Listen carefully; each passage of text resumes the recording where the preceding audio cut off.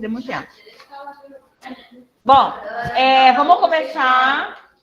Página 14, capítulo 14.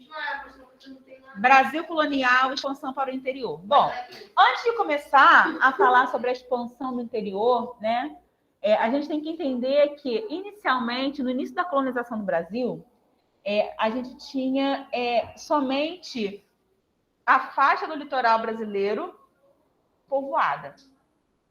E o interior do Brasil? Bom, partindo do princípio que metade ainda pertencia à Espanha por conta do Tratado de Tordesilhas, a parte do interior do Brasil ainda não tinha sido desbravada.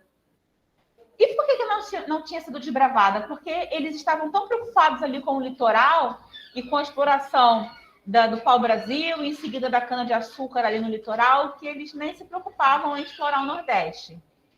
O Nordeste não, desculpem, o interior do Brasil. Mas quando isso começou a mudar? A partir do momento em que a produção açucareira começou a cair, né, a economia gerada através da cana-de-açúcar começou a diminuir, eles se sentiram na necessidade de procurar outros meios de sobrevivência, outros meios de lucro. E como já havia tido notícias de que haviam metais preciosos no Brasil, eles ainda não tinham encontrado, eles resolveram começar a explorar o interior do Brasil. Mas, inicialmente, essa exploração do interior do Brasil, ela tinha vários objetivos. Não era só buscar metais e pedras preciosas. Inicialmente, a primeira mão de obra que o Brasil teve foi a mão de obra indígena, né? Eles começaram a explorar os indígenas através do escambo. Só que, com o tempo, esses indígenas, eles começam a perceber que estão sendo explorados e começam a fugir para o interior. Por que fugir para o interior? Porque era mata fechada, os portugueses não dominavam, tinham medo de se embrenhar a mata dentro, de se perder. Então, era uma área que os indígenas dominavam, eles conheciam muito bem. Então, eles começam a fugir para o interior do Brasil, para fugir da exploração, né? E para tentar sobreviver em paz. Então, o desbravamento do interior do Brasil, ele se deu para buscar metais e pedras preciosas e também para capturar os indígenas fugitivos.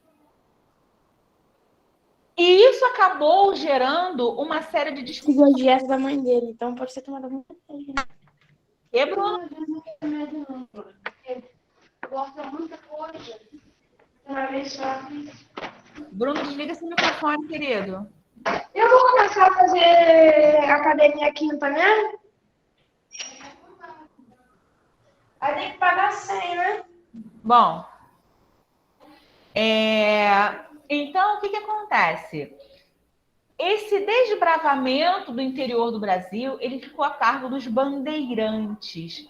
E aí, aqui no livro, ele fala, os bandeirantes foram heróis, desbravadores do território. Mas se a gente parar para pensar, a gente tem que analisar os dois lados da moeda. O Mauí aqui inicialmente falou que os bandeirantes, eles não foram heróis. Se a gente analisar pelo ângulo de que ele perseguia indígenas e matava, eles não foram heróis. Se a gente analisar pelo ângulo de que eles desbravaram o interior do Brasil e abriram a extensão territorial, a gente pode dar mérito para eles. Mas, na minha opinião, considerá-los heróis, eu acho um pouco forçado. Eu acho um pouco exagerado. A gente pode, analisar que os bandeirantes tiveram uma importância muito grande na desbravação, no desbravamento do interior do Brasil? Sim. Eles foram importantes, sim. Mas classificá-los como heróis, eu acho demais. Então, assim, os bandeirantes, eles foram importantes, sim. Eles desbravaram o interior do Brasil. Eles foram os primeiros que encontraram os metais e pedras preciosas. Eles tiveram uma contribuição muito grande para o desbravamento do interior do Brasil. Mas heróis, não. Eles perseguiam indígenas, eles matavam indígenas quando não conseguiam capturar. Então, na minha opinião... O índio, imagina uma pessoa com arco e flecha e você com espingarda só fazer assim, matar o indígena. Sim, na minha opinião, heróis... As histórias que eu vejo não. matavam os indígenas e ficavam com as mulheres dele para plantar, cuidar sim. das cidades. Bom, então nós temos aí, gente. E aí, aqui no parágrafo, fala exatamente desses dois paralelos que a gente estava conversando. Ó, na página 15. Alguns historiadores consideram os bandeirantes heróis, desbravadores do território brasileiro, responsáveis pela conquista de grande parte das extensões de terra que formaram o Brasil como conhecemos hoje. Segundo essa versão, os bandeirantes precisavam ser destemidos, impetuosos e enfrentar diversos tipos de perigos. Outros historiadores, porém, consideram que a expansão territorial não era o objetivo dos bandeirantes e que suas expedições tiveram um custo alto para os indígenas e escravizados africanos fugitivos, que foram capturados. Para compreender a participação dos bandeirantes na expansão territorial, a gente vai definir o que foram essas expedições. Então, é exatamente o que a gente conversou, Mauí. Tem os dois lados da moeda. Eles foram importantes, mas, por outro lado, foram extremamente prejudiciais, tanto para os indígenas como para os africanos escravizados fugitivos. Tá? Vamos lá na página 16. Bom, como eu falei para vocês, os indígenas eram a principal mão de obra, né? Com isso, eles começaram a ser explorados através do escambo. Quando eles perceberam que o escambo era algo que não era vantajoso para eles, eles começam a fugir para o interior. E outro fator importante, que fala aí um pouquinho mais para frente, é que quando a colonização chega no Brasil, os portugueses eles mandam junto os chamados os padres jesuítas. Esses padres jesuítas, eles criam missões ou reduções para catequizar esses indígenas, ou seja, para domesticar esses indígenas, ensinar a religião católica, ensinar os bons modos europeus, né, para os indígenas, porque eles acreditavam que os modos indígenas não eram modos apropriados. Então, eles queriam literalmente domesticar esses indígenas. Como se fossem cachorros. E aí eles criaram essas missões, que eram grandes aldeias, aldeamentos, onde esses padres jesuítas eles ensinavam a catequese, eles ensinavam os indígenas a se vestir, porque as maiorias, né, viviam nus, ensinavam a eles as práticas monogâmicas. O que isso significa? Os índios eles eram casados com várias mulheres, né? Um índio tinha 2, 3, 5 mulheres. E isso era algo totalmente condenado pela igreja. Então, eles estavam tentando domesticar os indígenas e ensinar as práticas monogâmicas, ou seja, um homem, uma mulher. Porque eles acreditavam que esse era o certo diante da lei da igreja. Tá? Então, muitos desses indígenas que iam para essas missões, eles acabavam aprendendo o idioma, o português, ensinando muito do tupi-guarani para eles. Né? Então, esses padres jesuítas, eles também aprendiam muito com esses indígenas, da mesma forma que eles ensinavam. Tá? Mas eles começaram a perceber que essa domesticação tinha uma segunda intenção. E que segunda intenção era essa? Era de facilitar a escravização. Era de facilitar a exploração dos indígenas.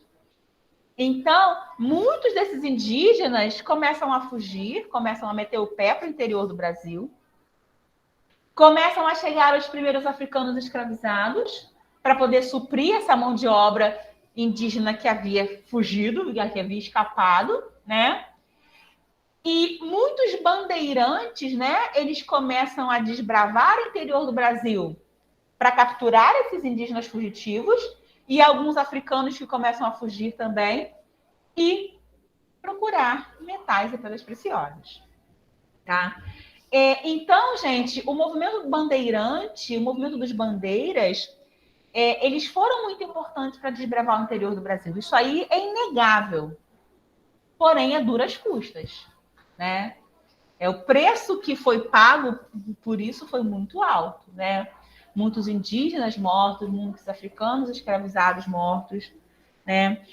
Então a gente tem aí a busca por esses metais preciosos e o que a gente chama o apresamento dos indígenas, ou seja, a busca e captura desses indígenas fugitivos. Dê uma olhadinha no mapa da página 17.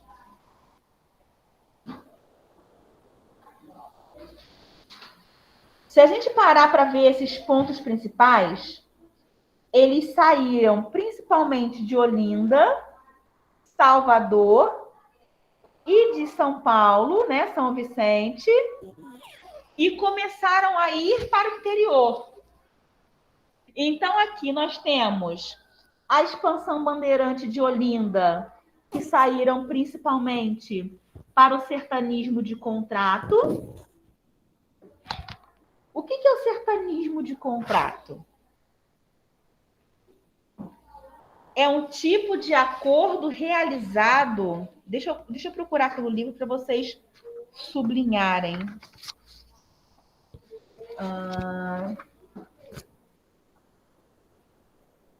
Cadê? Aqui, ó. Na página 17, no parágrafo de baixo tem. A gente vai olhar lá. Então, ó, a galera que partia de Recife partia para o sertanismo de contrato. A de Salvador também.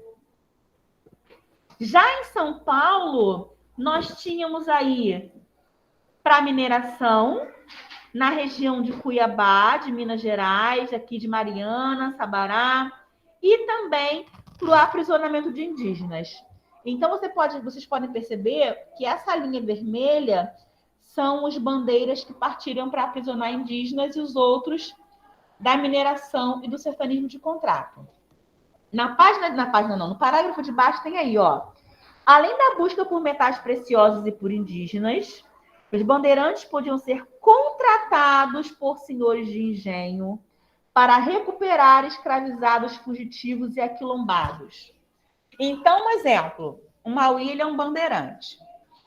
Só que o Mauí ele trabalha por conta própria para poder procurar os metais preciosos ou para capturar os indígenas fugitivos. E o Rafael, ele é um fazendeiro que perdeu muitos escravos que fugiram. Então, como eu sei que o Mauí é bom em capturar fugitivos, eu vou contratar Mauí para capturar os meus escravos que haviam fugido. Então, o sertanismo de contrato nada mais é do que um contrato que o fazendeiro faz com o bandeirante para que ele possa capturar os escravos dele que haviam fugido. Ok? Deu para entender?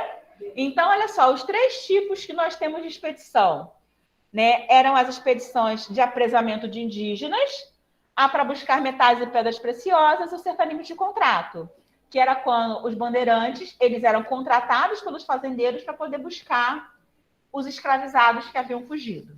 Ok?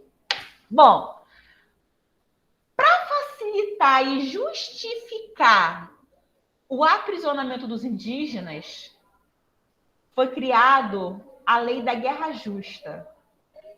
O que é guerra justa? Olha, é o seguinte, eu vou lá para capturar ele, mas se ele me atacar, eu mato. Se ele não resistir, ele vai ser só aprisionado e eu vou voltar para o meu lugar de origem. Então, a chamada guerra justa era uma maneira de justificar a morte de vários indígenas através da violência. Que indígena que fosse atacado não ia revidar? Nenhum. Então, a maior parte dos indígenas que atacavam os bandeirantes eram mortos sob a justificativa. Eu só estou fazendo porque eles estão me atacando. Como fosse sua casa, já pode vir e fosse entrar lá. Exatamente. De um lugar pro outro. Aí o cara chega assim com uma arma desse tamanho, assim, que atira ele, se atirar, você morre, você ia fazer o quê? Pois é. Tomar um café com eles? Guerra justa. Assegurava os colonos o direito de escravizar os indígenas que fossem capturados durante uma batalha. Ou seja, se você vai me atacar, eu posso te capturar, eu posso te matar. Na visão do colonizador, do europeu, eles eram os superiores, então eles podiam criar qualquer tipo de lei para justificar a escravidão. Legal era? Não, não era. Página 19. Bom, além de desbravar o interior para buscar os metais preciosos, acabaram acontecendo o movimento das drogas do sertão. Quando a gente fala em droga, a gente pensa na cocaína, na maconha. Não. Drogas do sertão, na verdade, eram produtos de especiarias e ervas que eram muito encontradas na região amazônica e que não eram tão conhecidas. Então, olha aqui, ó, 19. O sertão era a palavra utilizada para denominar florestas Mas, e outros tia, tipos de matas fechadas. Fala, Bruno. essas drogas faziam bem? Então, o Bruno, quando a gente fala das drogas do sertão, eram drogas, ou seja, eram produtos que eram muito utilizados para a produção de remédios. E aí você vai entender já, ó. A palavra droga que era utilizada para se referir a produtos como especiarias e ervas medicinais típicos da região norte do Brasil. E aí, quais eram essas principais drogas do sertão? Né? Que acabaram sendo comercializadas pelos bandeirantes e por outros grupos. No segundo parágrafo tem, Bruno, ó, Guaraná. Você conhece Guaraná? Conheço, tia. A castanha do Pará, o cacau, o urucum, entre outros. Então, assim, por que eram drogas do sertão? Porque eram coisas que os europeus não conheciam, mas que eram produtos que eram muito utilizados pelos indígenas como plantas medicinais. Entendeu? E aí aqui nós temos também nesse contexto o cravo da Índia, a canela, e tantos outros. Né? E outras especiarias que eram muito encontradas nessa região da Amazônia. O guaraná mesmo era visto pelo europeu como algo muito estranho, porque vocês já viram o fruto do guaraná? É aquela bolinha vermelhinha com aquele olho meio pretinho. Então as pessoas achavam que aquilo ali era algo demoníaco, que fazia mal, que era venenoso, né? E hoje em dia, na minha opinião, é um dos melhores, né, refrigerantes que a gente tem, é o de guaraná, né? Além da castanha, do cacau, o urucum, não sei se vocês conhecem, é uma plantinha, tem até uma imagem aí, gente, ó. Ela produz uma espécie de corante que é muito utilizado para alimentação, para colorir, né, para dar cor aos alimentos também, e também para outros tipos de utilização, né? Você já provou isso? O urucum ele é vendido no supermercado em forma de pó. Essas bolinhas aí dentro, isso. Essas bolinhas aí que a gente chama de coloral, né?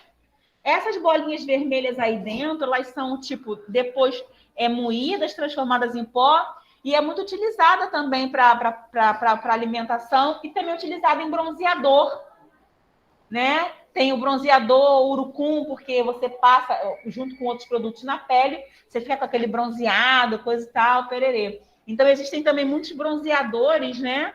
À base de urucum, porque a coloração dela ajuda na hora de você pegar aquele bronze maneiro. Oi? Estou fazendo propaganda de... Bom, vamos lá agora na página 20, falar da criação de gado. Bom, além das drogas do sertão, além da mineração, das pedras preciosas que eles buscavam, do aprisionamento dos indígenas, tinha criação de gado, né? Eles utilizavam muito o gado, tanto para leite, né? O gado leiteiro, como para o gado de corte, né? Era muito utilizado. Sim. Não, já tinha gado lá, né? Mas eles levaram aqueles mais elaborados, com melhorias genéticas. Assim, depois isso foi melhorando. Já mexeu na genética? Não mexiam na genética, mas eles levavam da Europa aqueles animais que eram mais fortes, os melhores, né? Para quando houver essa reprodução, eles terem animais mais bem preparados, né? Então, nós tínhamos aí essa mistura esse uso da pecuária como uma fonte extra de renda, uma fonte extra econômica na região do território do litoral brasileiro ali, e a criação do gado acabou indo para o interior, exatamente por conta das pastagens que eram muito melhores, né? Porque naquela época a gente tinha a criação de gado extensiva. O gado era criado solto. A produção intensiva, né, que a gente bota ele preso, comendo ração, é algo que é muito recente. Inicialmente, a pecuária ela era extensiva. Então, a gente tinha aí os gados criados soltos, comendo grama, pastagem, etc. e tal. Vamos lá na página 22, falar do tropeirismo. Não, quando eu falo do tropeirismo, eu não estou me referindo ao feijão tropeiro. Vocês conhecem o feijão tropeiro? Que é uma iguaria deliciosa, típica de Minas Gerais. Bom, vamos lá. Segundo parágrafo, vamos lá conhecer quem são os tropeiros. Tropeiros importantes, presta atenção. Importantes profissionais, presta atenção, Arthur.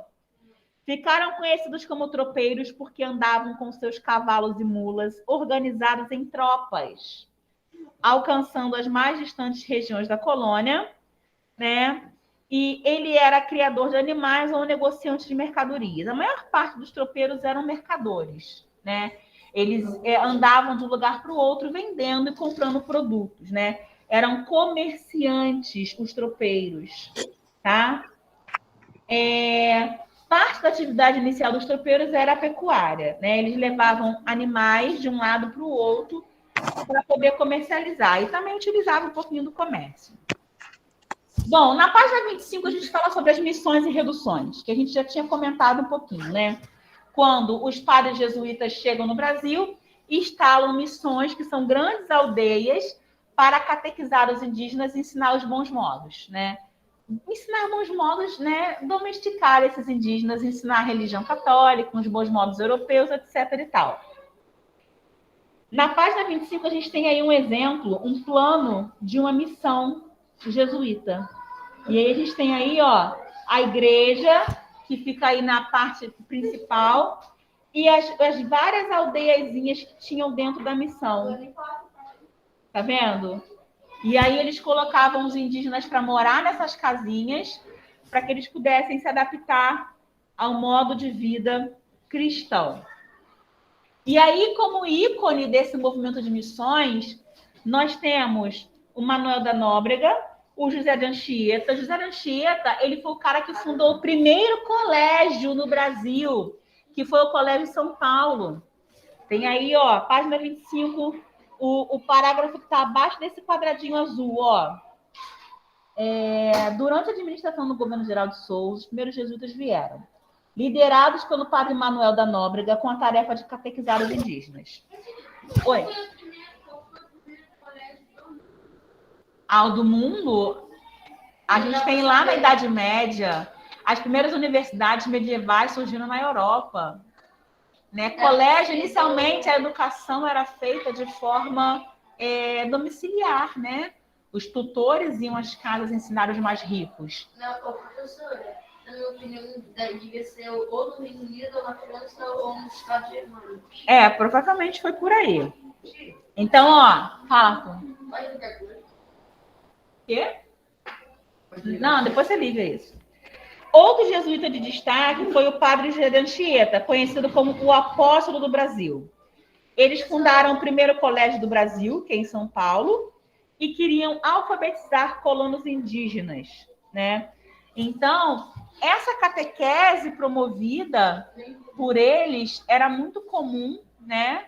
E tinha esses objetivos aí que eu já havia falado para vocês. Bom, página 26. Resistência dos indígenas à escravidão. Como eu falei para vocês, eles iam resistir. Quando eles perceberam que eles estavam sendo explorados, eles começam a resistir.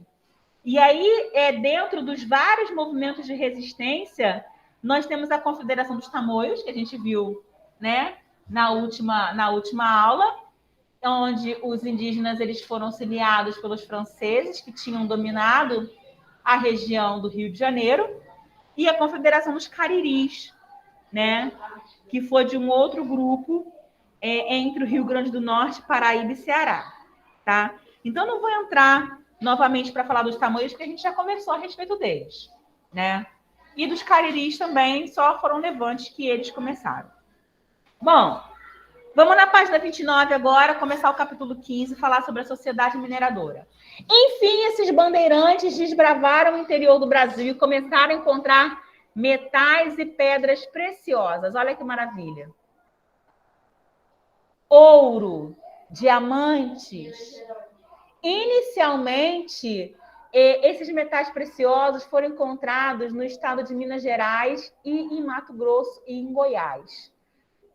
Então, essa mineração, a atividade mineradora no século XVIII, ela começou a ser organizada, ela foi de maneira para que todo mundo pudesse, né?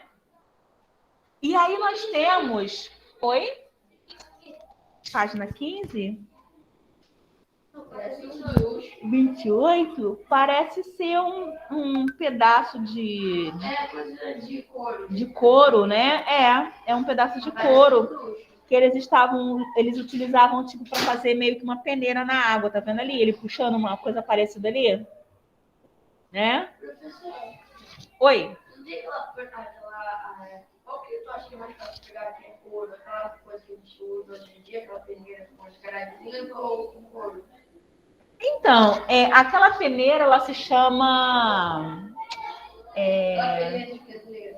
Sim, não é de peneira... Aquela peneira que eles utilizavam não era peneira igual a de pedreiro, não. Ela era uma bateia. A bateia, ela era parecia uma peneira de pedreiro, só que ela tinha só um furo embaixo. Ela não era toda vazada de rede, não. Ela tinha um furinho embaixo.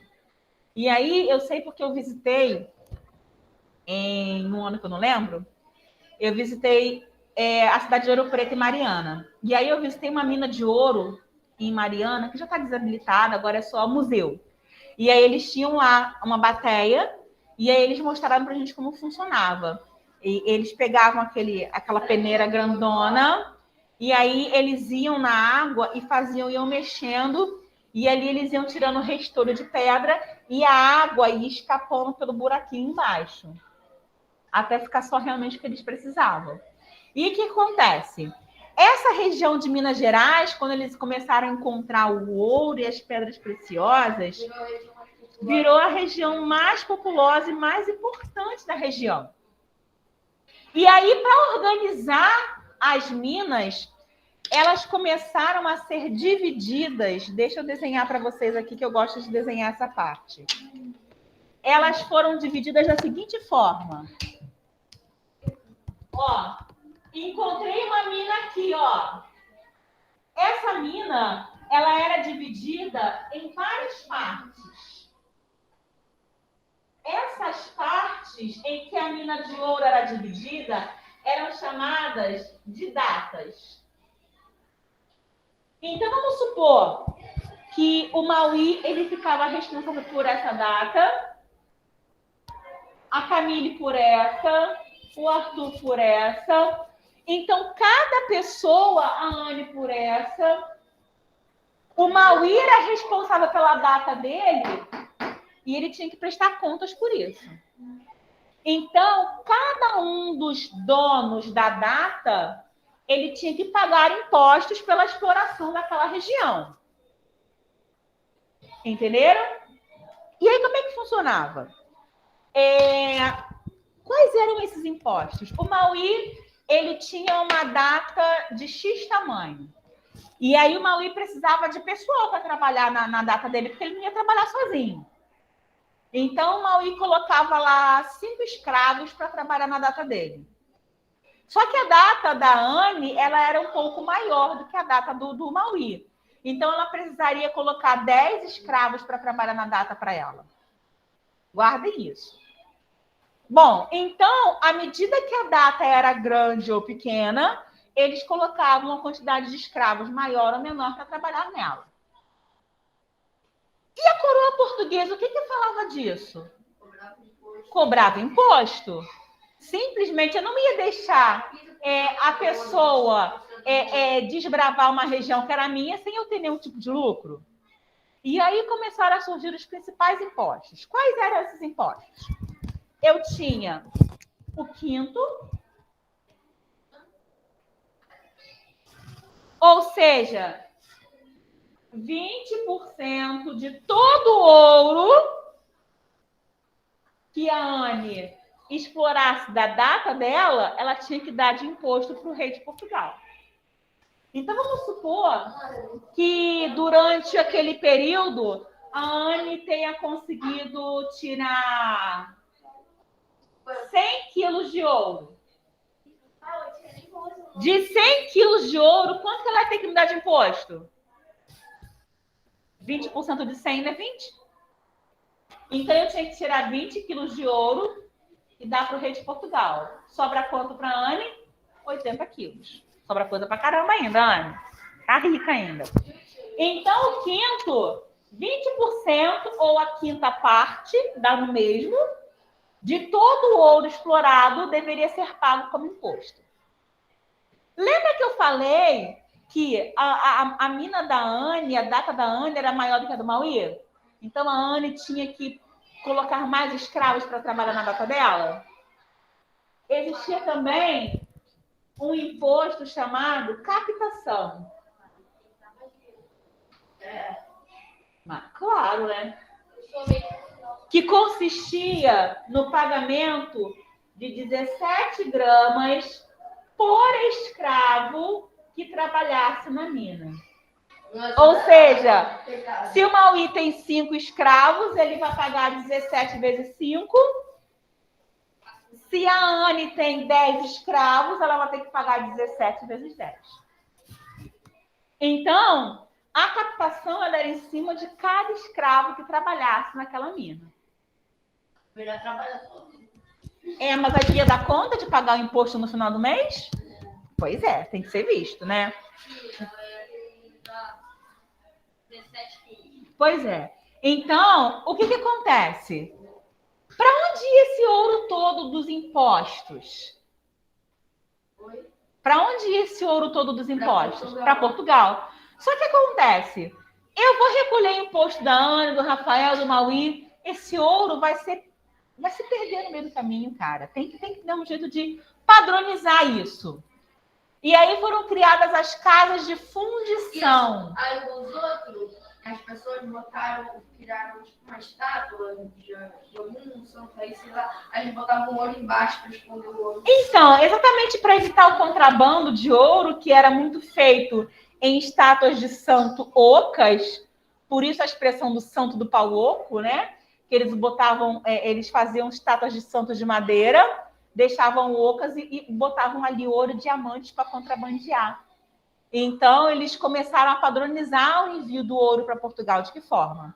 Esse ouro ia para as casas de fundição, lá o ouro era derretido, colocado em barras, numerado e colocavam um selo real.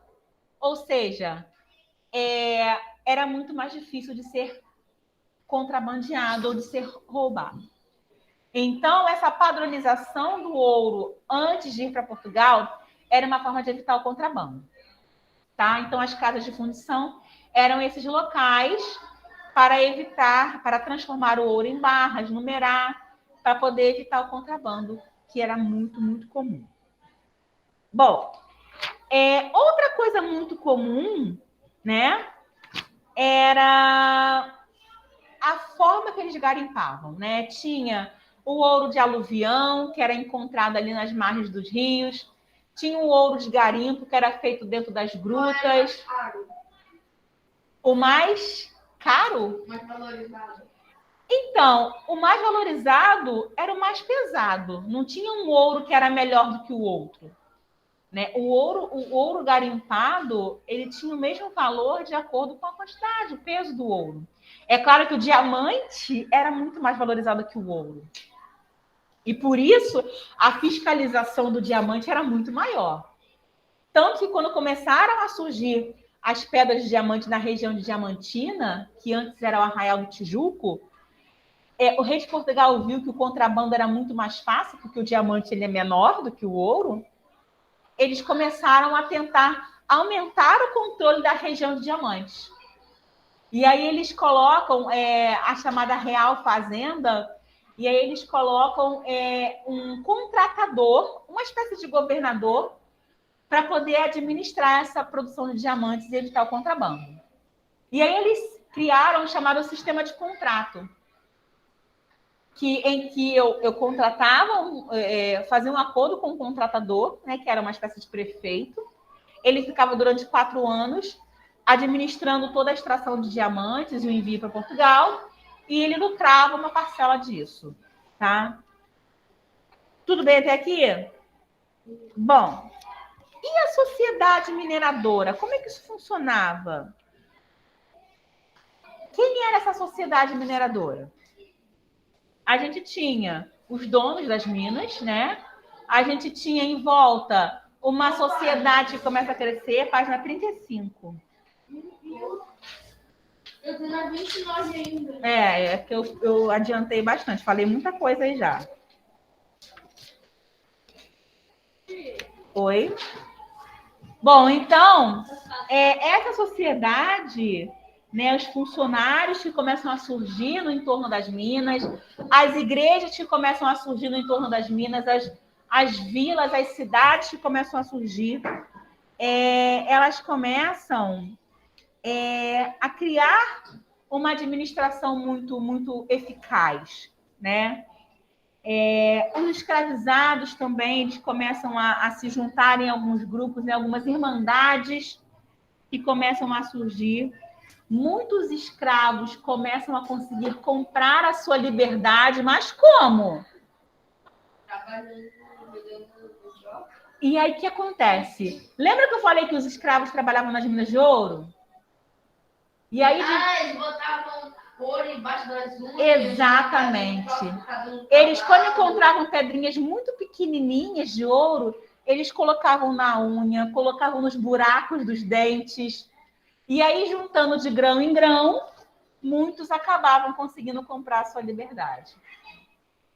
Eu fui lá em Tiradentes, o cara falou pra mim que eles botavam na crina do cavalo. Botavam na crina do cavalo. Uhum. Tem mais ouro que Sim, eles escondiam muito. Bom, existiam os escravos de ganho, que eram aqueles escravos que iam para as ruas vender os produtos, vender ovo, vender animais, vender produtos agrícolas, mandioca, batata, enfim. Esse cara aí na página... o Chico Rei, ele foi um cara que teve uma mina de ouro. Inclusive, a mina dele, a mina do Chico Rei, lá em Ouro Preto, eu visitei ela. É uma mina muito bacana. E a história dele é muito interessante. Essa mina que você visitou ainda tem ouro? Então, muito pouco, Bruno. Eu visitei 2 minas de ouro quando eu fui a Ouro Preto. Eu visitei uma que é na divisa de Mariana, com Ouro Preto, que é considerada a maior da América Latina, mas hoje em dia ela está só aberta à visitação, ela é como se fosse um museu, né? E visitei uma em Ouro Preto, que fica numa ladeira bem alta, que é essa do Chico Rei. E falava que ele recebeu essa mina de presente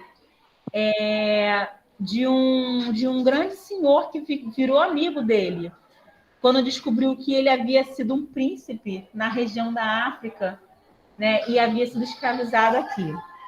Aí tem aqui, ó, a tradição oral mineira conta que por volta da segunda metade do século XVIII viveu na região um escravizado conhecido como Chico Rei. Seu nome seria Galana e ele teria sido um monarca no Congo antes de ser capturado e levado ao Brasil como escravizado. Conta-se que ele era um exímio conhecedor da mineração e, por conta disso, teria arrecadado junto ao seu filho uma riqueza tão grande para o senhor deles que este lhe deu a liberdade. Após a alforria, ele teria continuado a atividade de mineração, dessa vez com uma mina própria. Então, ele conseguiu comprar uma mina para ele. De tão esperto que ele era e profissional, né? Ele já entendia da mineração. Com a parte do ouro que ele recebia, ele comprava a alforria de outros escravos. Ele dava liberdade a outros irmãos deles. Os registros escritos acerca de Chico Reis são escassos, né? E a mina dele é bem interessante. Ele é baixinho. A maior parte das minas ela é muito baixa. Eu não consigo ficar em pé. A gente tem que entrar baixinho, com equipamento de segurança, né? Com aqueles capacetes, com aqueles jalecos de segurança. E é uma visita sempre muito rápida, né? Com um guia turístico, para falar que você não pode tocar em nada, que alguns locais você não pode fotografar. Essa mina que eu visitei na cidade da divisa de Mariana, ela era uma mina submersa. Então a gente tinha que entrar num carrinho, parecendo um carrinho de montanha-russa. E aí esse carrinho ele era preso num cabo de aço. E aí quando você sentava, ele descia com você. Ele descia com você para dentro da gruta, né, da caverna. Ia direto. Mas eu não despencou, porque eu tô aqui para contar a história, né, Mauê? Aí, à medida que a gente vai entrando dentro da caverna, vai ficando frio, porque lá é bem geladinho. E aí a gente vê as paredes, né, da gruta com os veios de quartzo. E aí ele explicava que quando a gente chegava e encontrava os veios de quartzo, é porque os de ouro estavam próximos. Aí a gente perguntou, mas ainda tem ouro aqui? Ele tem muito pouco, porque grande parte já foi explorado. E para garantir, para preservar a segurança do local, que hoje é um patrimônio histórico, a gente não explora mais. A gente só mantém para poder preservar a história viva. E aí, além dessas grutas, tinha também um lago dentro do cafundó, lá na caverna, que a gente olhava assim e ele falava assim, oi, Bruno. Na mina do Chico Rei tem tipo uma estátua com uma roupa vermelha? Acho que tem. Pesquisa na internet. Aham. E aí, dentro da gruta, lá nos cafundó das profundezas do chão, tinha um lago muito cristalino. E aí ele perguntou assim pra gente, olha aqui pro lago. Eu, muito medrosa, não queria nem chegar na beirada, né? Aí eu olhei assim, quantos metros vocês acham que tem aqui? 80. Aí eu olhei assim, eu consegui enxergar o fundo, de tão cristalina que a água era. Aí eu, né, muito abusada, falei assim, isso aí deve ter no máximo uns 5 metros, porque eu tô conseguindo enxergar o fundo. 80. Aí ele, esse lago tem mais de 90 metros de profundidade. Passou quase. E aí eu falei assim, mas como assim? Aí ele esse lago aqui era utilizado para fazer mineração submarina. Aí eu falei assim, e vocês ainda entram aí? Ele sim, de vez em quando a gente entra para fotografar, para fazer alguns vídeos, mas só pessoal autorizado, que por conta da profundidade e por ser tão submerso, é muito perigoso. Então, só realmente profissional autorizado. Aí eu falei assim, eu não quero saber não, porque mesmo se pudesse, eu não mergulharia aí nem por nada, né? E aí ele disse, você quer tirar uma foto sentada aqui na beirada do lago? Eu disse, pra que eu caí aí? Tá maluco, não sei nadar não. Mas era muito bonito. Você olhava, a água era tão cristalina que você conseguia enxergar no fundo, né? Então, assim, é um passeio muito bacana. Eu gostaria de ter... já viu um vídeo assim? Tipo, é por ilusão. Tipo, sim. Eu vi um vídeo assim no YouTube falando que tipo, você olha, parece que a profundidade é como se fosse... Tipo, da sala... você acha que você vai conseguir botar a mão no fundo, mas é muito mais profundo. Vai embora, É muito fundo, Bom, vamos na página 38. Os lucros, mas está fluindo.